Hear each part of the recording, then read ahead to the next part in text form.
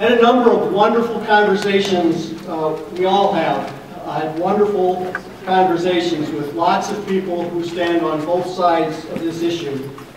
And I want to thank each and every one of you who picked up the telephone, who came to a public meeting, who approached me on the street or sent me an email or a letter. In almost every case, I learned things, I deepened our mutual understanding, and we fostered mutual respect. Unfortunately, there has been another side to this process, and that is very concerning to us as a city council. Whatever we did to cause among us to feel so disenfranchised or ignored that you would choose to turn this issue into the emotional and irrational grandstanding that it has become is troubling and concerning to us. We can certainly disagree on what is best for the city. That leads to healthy dialogue. What I will not accept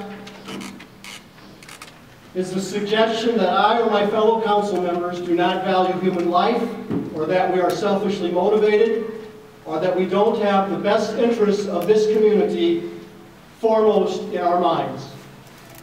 That is simply not true. This evening may turn out quite differently than what most of us anticipated. As a city council, we are tabling the issue of the 5-lane project. That means, for the foreseeable future, it is no longer part of our planning.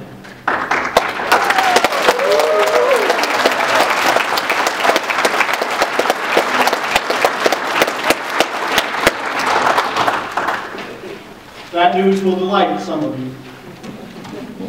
It will disappoint many others. In the council's opinion, this issue has become so emotionally charged that it's difficult to deal with it in any sort of rational way. Essential parts of good decision-making for this body is to have rational dialogue, and we have clearly failed in our attempt to achieve that. I expect at some point in the future it will be necessary to discuss the Highway 75 corridor. When we do, you can be assured that that process will be very different from what we experienced over the last 6 months. But we're asking for your patience and for your help.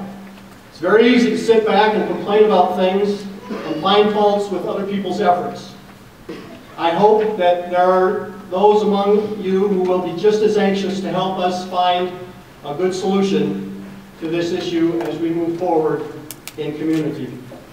While the number of accidents on any traveled roadway can certainly be impacted by design and by the volume of traffic which flows on that roadway, sometimes whether we have a tragedy or a near miss is a matter of less than a second. We have not had a tragedy with our clean 3-lane configuration, that it is inherently safe.